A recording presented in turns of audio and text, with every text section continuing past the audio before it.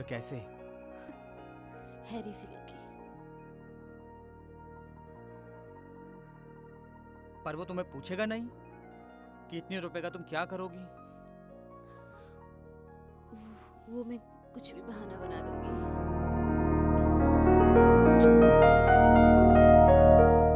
पर जरा संभल के, कहीं अपना भांडा ना फूट जाए। ओह माय स्वीट, कितने डरते हो ना।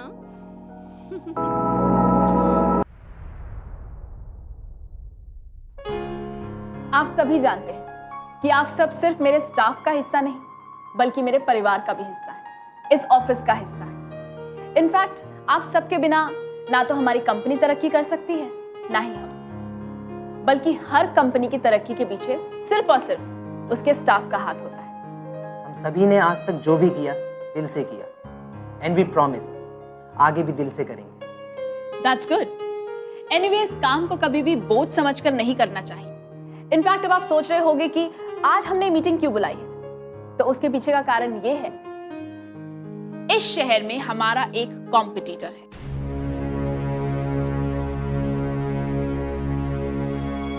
हमें उनकी कंपनी से आगे निकलना है। इनफैक्ट हमें अपनी कंपनी को इतनी ऊंचाई तक लेकर जाना है कि उनकी कंपनी खुद ब खुद हमारे आगे छोटी पड़ जाए,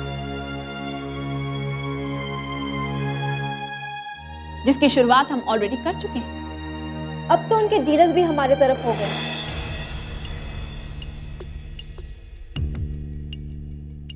मुझे नहीं लगता कि अब वो हमारी कंपनी को किसी भी तरह का नुकसान पहुंचा सकते हैं। नहीं नहीं, सिर्फ डीलर्स के आने जाने से हमारी मुश्किलें आसान नहीं हो जाती।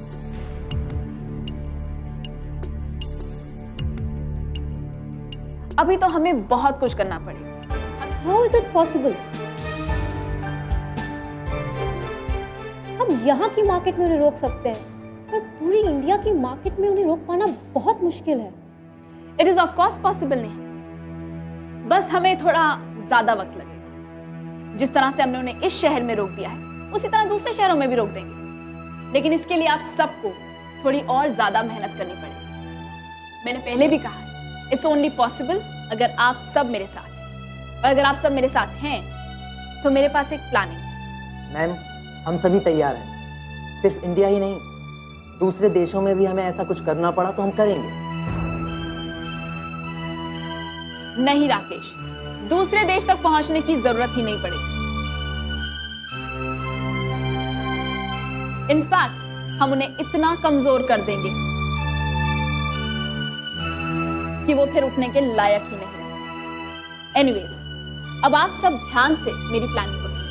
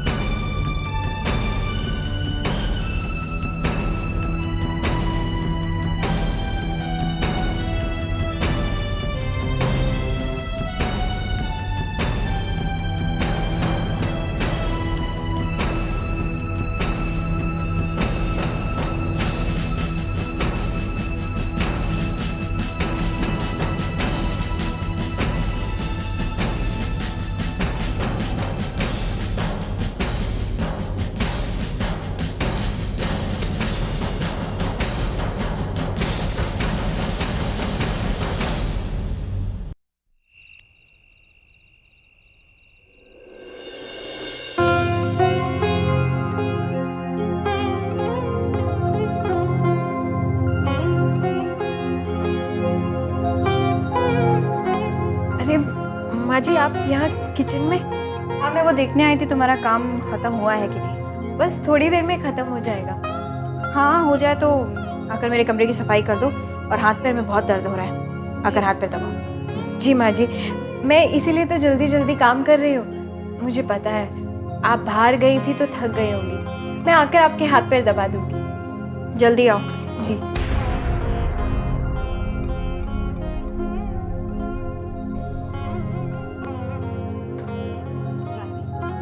अभिनव आ गया? माँ भैया आ तो गए हैं, लेकिन लेकिन क्या? भैया नशे में है। हाँ माँ, उनसे मामा जी ने बात करने की बहुत कोशिश की, लेकिन वो कुछ सुनने के लिए तैयार ही नहीं है। उन्हें लगता है कि हमने श्वेता भाभी के साथ उनकी शादी जबरदस्ती करवा दी है। पता नहीं कैसी बहकी बहकी सी बातें कर रहे थे। अब शादी हो गई तो हो गई, तो चिंता मत कर, श्वेता उसे खुद रास्ते पर ले आएगी। ये लड़का भी ना जाने किस लड़की के ख्वाबों में डूबा रहता है। माँ, अगर ये बात श्वेता भाभी को पता चलेगी तो उन्हें कितना बुरा लगेगा। मैंने कहा ना, तो चिंता मत कर, मैं बात करती हूँ अभिनव से।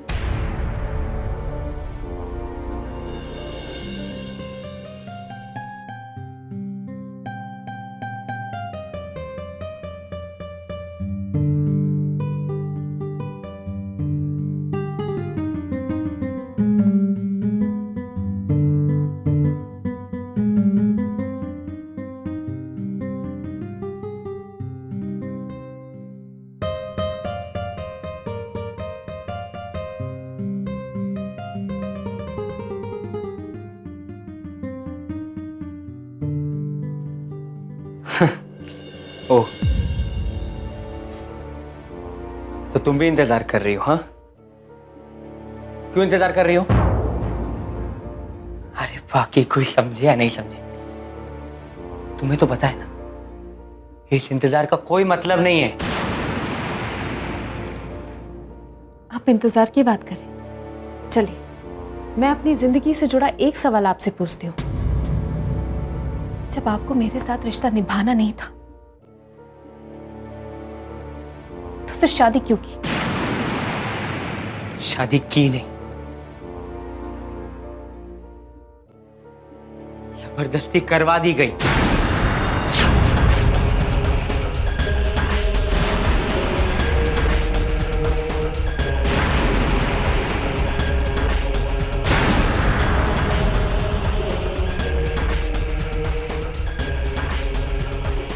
अगर आपको इनकार करना ही था तो उनके सामने इनकार करना चाहिए था। उनके सामने इनकार नहीं कर पाए तो इस बात की सजा आप मुझे नहीं दे सकते। अपनी जुबान को लगाम दो। मैंने अभी तक अपनी जुबान खोली कहा है, क्योंकि जुबान खोलने से पहले मैं आपसे ये जानना चाहती हूं कि मेरा कसूर क्या है। किस बात की सजा दी जा रही है मुझे?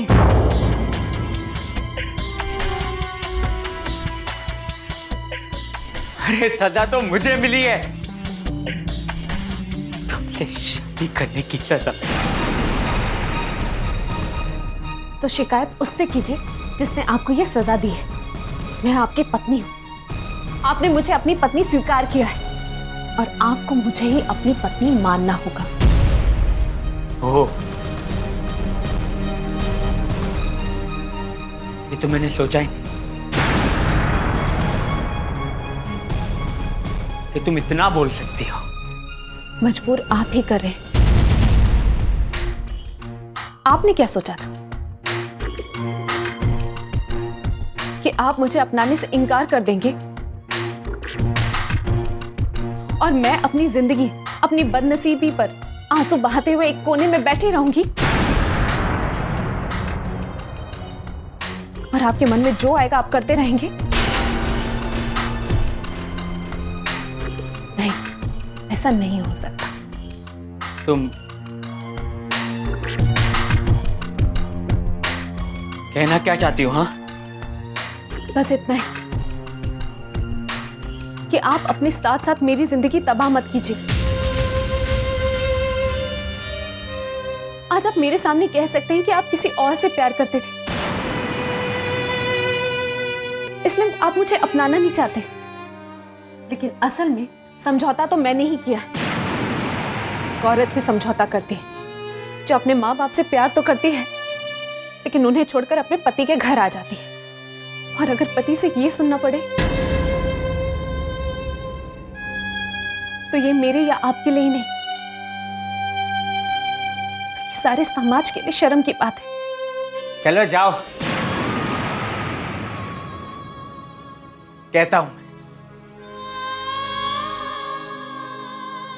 कहता हूं मैं कि मैं किसी और से प्यार करता और तुम्हें नहीं अपना सकता। क्या कर लोगी तुम? हाँ, क्या कर लोगी? बोल कर क्या होगा? अगर आपका यही रवैया रहा तो शायद मुझे भी यही बताना पड़ेगा अब औरत जुल्म सहने के लिए नहीं रह गई है। और आपको ख्याल रखना होगा कि बर्दाश्त करने की उतनी क्षमता मेरे अंदर नहीं है। जो कुछ भी हो रहा है उसे ज्यादा दिन तक बर्दाश्त नहीं कर सकती मैं। अब सोचना आपको है कि कल आप क्या करेंगे। मैं नहीं चाहती कि मेरे आंसुओं को देखकर मेरी माँ और मेरी बहन आंसू बहाएं।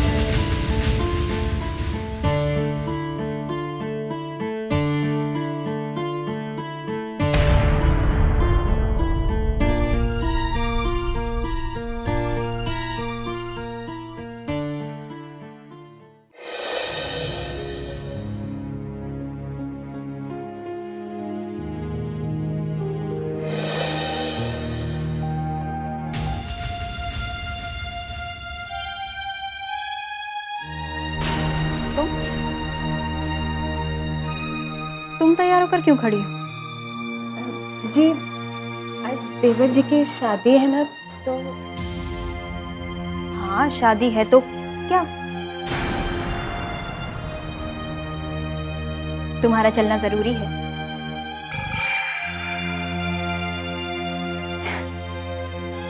तुम भी ऐसी जगहों पर शुभ घड़ी में तुम्हारा मेरे साथ आना जरूरी है। शुभ कार्य की घड़ी है, ऐसी जगह पर तुम्हारी कोई जरूरत नहीं है। दीदी, अगर बहू चलना चाहती है तो चलने दो ना। तुम्हारा दिमाग तो खराब नहीं हो गया ना विलास? शुभ कार्य हो रहा है, शादी हो रही है, ऐसी जगह पर एक विधवा को लेकर जाऊंगी मैं?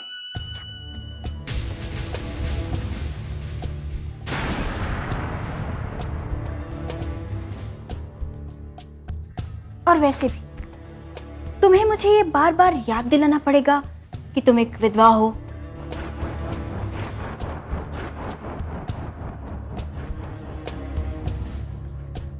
जब भी घर में कोई शुभ कार्य हो रहा हो, कोई अच्छी चीज हो रही हो, तो तुम्हें सामने आकर खड़े होने की कोई जरूरत नहीं है।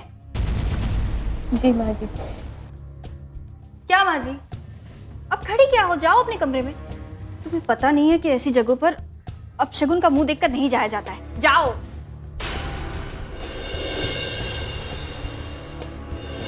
भाभी एक मिनट।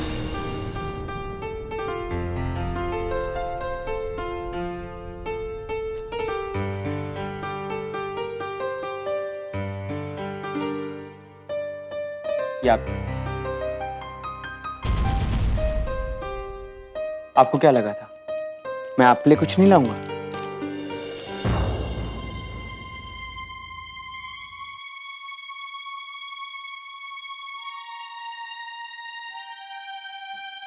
अभिनव, तुम्हारा दिमाग तो खराब नहीं हो गया है ना?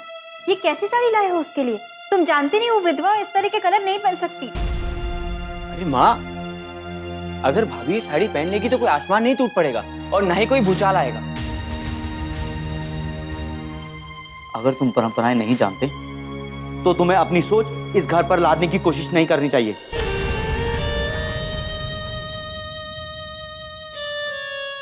सोच लादने की कोशिश मैं नहीं कर रहा हूं।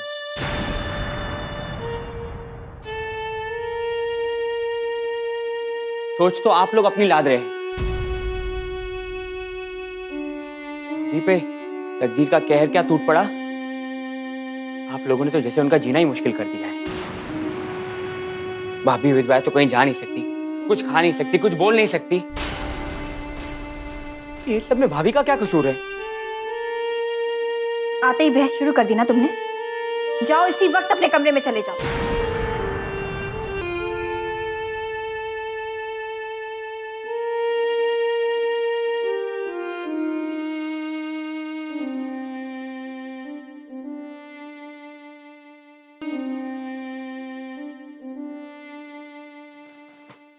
तुम खड़ी खड़ी क्या कर रही हो? जाओ विनोद के लिए खाना लगाओ।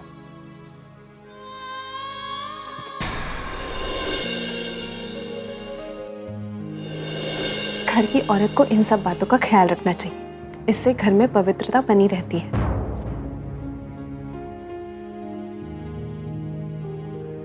ये तुम क्या कह रही हो श्वेता? भला बड़ी बहू पूजा कैसे कर सकती है? वो विधवा है और विधवा के अपने रहन सहन, अपने रीति रिवाज होते हैं। वो पूजा नहीं कर सकती। ये आप क्या कह रही हैं माँ जी? मैंने तो सुना है कि पूजा पाठ पर सबसे पहला अधिकार घर की बड़ी बहू का होता है, इसलिए। नहीं श्वेता, बड़ी बहू पूजा नहीं कर सकती। किसी विधवा के हाथ से कोई शुभ कार्य नहीं कराया जाता है। यही हमारे समाज की परंपरा है और तुम्हें भी इसका सम्मान करना चाहिए।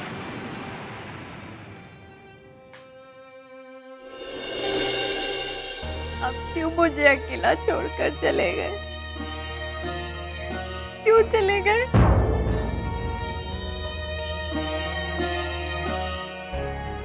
मुझे भी अपने साथ ही ले जाना चाहिए था ना।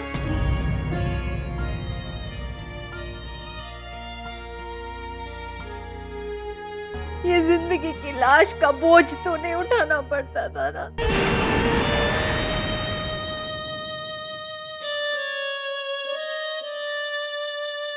अब ये जिंदगी का बोझ नहीं उठाया जाता मुझसे।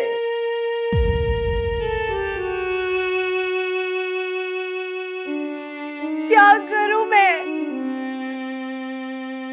आखिर किसके लिए जीऊं?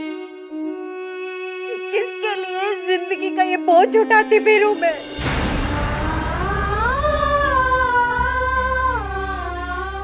हर रोज नए ताने, नए दुख, नए कश्मकश। थक गई हूं मैं इन सबसे।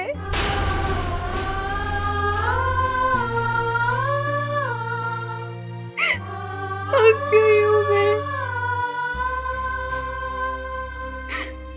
मुझे भी अपने पास बुला लीजिए।